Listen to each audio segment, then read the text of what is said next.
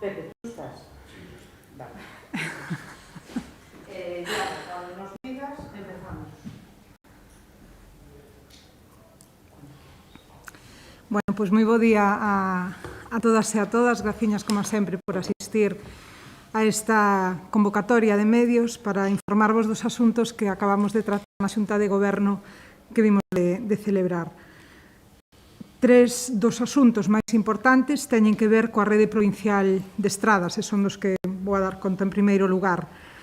Por unha banda, na Xunta de Goberno que acabamos de celebrar, aprobamos adxudicar 19 lotes do total de 24 nos que está dividido o contrato para o desbroce dos 4.200 km de estradas da Deputación de Lugo que discorren polos 67 concellos desta provincia.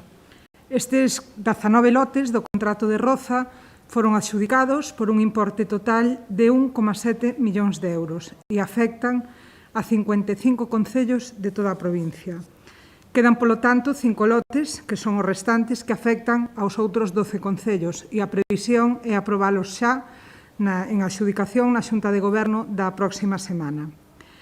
Este contrato para a prestación de servicios de desbroce da rede viaria provincial vai a ter vixencia este ano, é dicir, o 2021, e tamén o ano 2022, coa opción de prorrogalo por outro ano máis no 2023. En total, o que vamos a destinar á roza de estradas provinciais a través deste contrato son máis de 2,5 millóns de euros, un investimento importante non só pola cantidade que se destina a él, senón porque tamén responde ao compromiso da Deputación de mellorar a seguridade na rede viaria provincial e mellorar a comodidade dos condutores, evitando precisamente que a vexetación dificulte a evacuación de auga que escorre ou que afecte tamén a seguridade dos usuarios polo efecto aquaplaning que pode darse pola reducción da anchura transitable e a disminución da visibilidade. Estes traballos tamén favorecen a prevención de incendios durante o verán, xa que deixan as cunetas libres de maleza seca. Non empezamos antes, xa que a primavera veu bastante húmeda. No sur aínda están verdes as cunetas, que é onde primeiro se secan, e a previsión é que se comece agora ao longo do mes de xuño.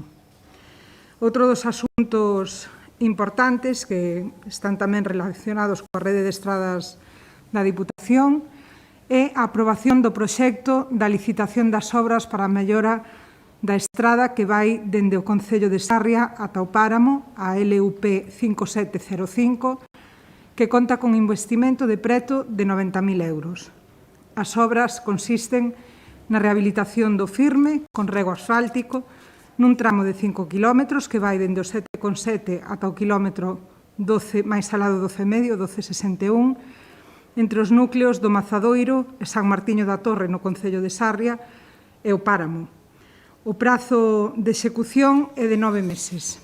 E o terceiro punto, que ten que ver coa rede de estradas, é a licitación dun contrato para mercar unha minipala cargadora de rodas con cazo e barredora por un importe de máis de 60.000 euros. Este será un novo vehículo que se incorpora á maquinaria do Parque Móvil da Deputación e servirá para realizar a limpeza da calzada, permitindo unha mellor adherencia da imprimación e, polo tanto, favorecendo unha mellor calidade e durabilidade das obras que nelas se realicen. Ademais destes asuntos tan importantes relacionados coa promoción tan importantes relacionados coa rede viaria provincial, aprobamos outros relacionados coa promoción do territorio e do turismo.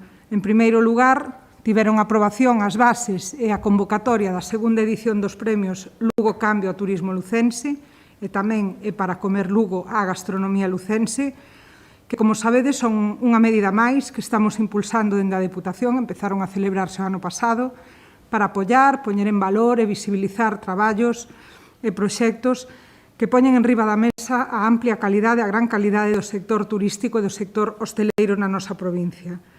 Algo que nos parece especialmente importante e trascendente nestes momentos, porque precisamente foron este tipo de negocios os que sufriron máis gravemente o impacto das restriccións sanitarias debidas á pandemia. As bases desta nova edición do certamen van a ser publicadas nos próximos días no Boletín Oficial da provincia para coñecemento do público en xeral. O igual que aconteceu na pasada convocatoria, poderán presentarse persoas físicas ou xurídicas, institucións ou entidades públicas ou privadas, asociacións, colectivos sen ánimo de lucro, de ámbito local, autonómico, nacional ou internacional, que destaquen nalgunha das súas modalidades e que teñan repercusión positiva no turismo ou na gastronomía a nivel provincial ou nunha zona específica da provincia. As candidaturas van a poder presentalas a título individual ou, como novidade este ano, tamén a petición do propio Consello Provincial do Turismo por unha terceira persoa co consentimento expreso do candidato ou da candidata. Os galardóns, como xa sabedes, teñen carácter honorífico e van a consistir nun diploma acreditativo e nun agasallo. O que se trata é de dar a coñecer ao público en xeral os proxectos presentados que acaden o galardón e a súa propia divulgación. O Consello Provincial de Turismo actuará, igual que na edición anterior, como xurado nunha sesión extraordinaria. Nomeará 3 premios por categoría que terán a súa entrega nun acto público. Sempre que a situación sanitaria non o permita, a previsión é facelo o 27 de setembro, xa que coincide co Día Mundial do Turismo. En relación tamén coa promoción do territorio e co turismo, aprobamos unha colaboración económica desta institución por un importe de 60.000 euros a través de un patrocinio para a celebración de la Vuelta Ciclista a España 2021, dado o seu paso pola provincia e a repercusión que vai a ter. Como xa sabedes, a etapa 19 desta cita deportiva de gran proxección nacional e internacional vai a discorrer o día 3 de setembro pola provincia de Lugo. En concreto, vai a saír de Tapia de Casariego para pasar por 12 concellos da provincia, que son Negueira de Muñiz, A Fonsagrada, Valeira, Castroverde, Lugo, O Corgo, Láncara, O Páramo, Sarria, O Incio, Bóveda e Monforte, que vai acoller o final de etapa. Esta colaboración económica da Diputación coa organización de la Vuelta responde á clara aposta que temos pola promoción do territorio da provincia a través do turismo. Hai que ter en conta nese sentido que la Vuelta é unha proba deportiva de primeiro nivel que moviliza a milleiros de persoas, que se ve en máis de 190 países cunha audiencia real que supera os 400 millóns de espectadores. A maioría dos afeccionados son de países de Centro Europa, pero tamén teñen gran importancia os do continente americano e cada vez máis a audiencia creciente en Asia. O que intentamos con isto é chegar a un público visitante da nosa provincia, potencial primeiro en Europa e logo noutros países. Conseguimos poñer unha vez máis a nosa provincia no mapa internacional, amosando os atractivos desta terra a todo o mundo. Polo tanto, esta colaboración da Diputación vai a ter un importante retorno económico e a nivel de promoción para o conxunto da provincia, pero tamén de xeito singular para os concellos polo que vai a discorrer. Vai a ser unha fórmula para amosar aos visitantes ou posibles visitantes futuros tamén os atractivos da nosa provincia. E, ademais, e non é menos importante, a corto plazo, a Volta destaca porque cada etapa move entre 2.500 e 3.000 persoas que van a consumir en cada unha das vilas e, ao mesmo tempo, en moitos casos, tamén van a pernoctar.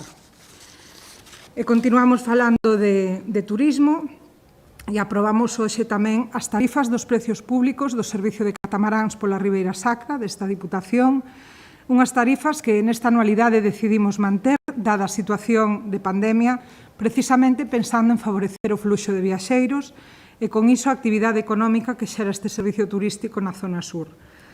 As tarifas son 9 euros o billete ordinario, 5 euros o billete reducido nas tarifas xerais, 7 euros para o billete ordinario e 4 euros o billete reducido se deciden viaxar en grupo e gratuitas para algúns colectivos. Por outra banda, na Xunta de Goberno aprobamos a adxudicación dun novo lote do contrato para equipar o Centro de Atención a Persoas Maiores de Meira. En concreto, adxudicouse o lote de material de lavandería por un importe de 35.700 euros á empresa Alarsa Hostelera SL. En ese sentido, o único que me cabe lembrar que a semana pasada aprobamos a adxudicación de 2 lotes por un importe de 43.300 euros, que nese caso correspondían a dotación de equipos médicos, xogos, material pedagóxico e axudas técnicas e tamén o equipamento de pequenos electrodomésticos e material de limpieza. Polo que respecta aos 2 lotes restantes, o de mobiliario xeral e o de cortinaxe están pendientes da presentación de documentación por parte das empresas para poder adxudicalos.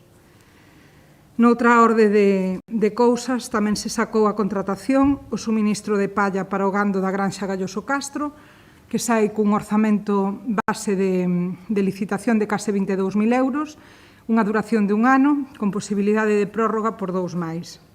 E tamén se licitou o contrato do servicio de hosting, que é o aloxamento de sitios web, e de mantemento do servicio de correo electrónico por un importe de 21.700 euros para o conxunto da institución, cunha duración de 2 anos, tamén con opción de prórroga por 2 anualidades máis.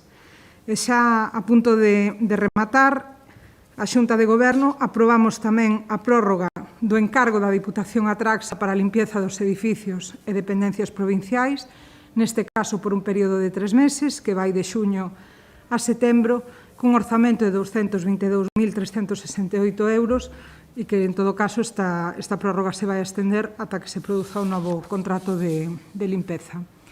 E xa, por último, decidimos aprobar a solicitude de 3 concellos para aplicar os remanentes, os aforros que teñen cada un deles do Plan Único 2020 a novas actuacións. A primeira delas para o Concello da Pastoriza, que vai a pavimentar accesos ao núcleo de Negrelos e Sá, con 35.000 euros que lle quedaron de remanentes.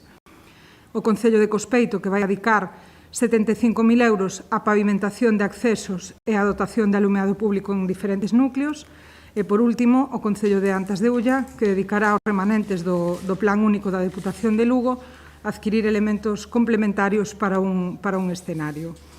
E ata aquí chegan os asuntos da Xunta de Goberno de hoxe, que, como podedes ver, pois non foi pequena, foi unha Xunta de Goberno intensa, que o que ven a reflexar é o perfecto funcionamento, engranaxe desta casa, a hora de sacar adiante pois diferentes proxectos e contratos e de manter unha regularidade no tempo que é do que se trata. Se tedes alguna pregunta, pois encantado de respostar. Moi ben, moitas gracias. Non, a verdade é que non. Moitas grazas e feliz fin de semana. Igual, que nos veña bon tempo. Espero que sí. Sí, a ver, non sei, a verdade é que non mirei o que daban. Se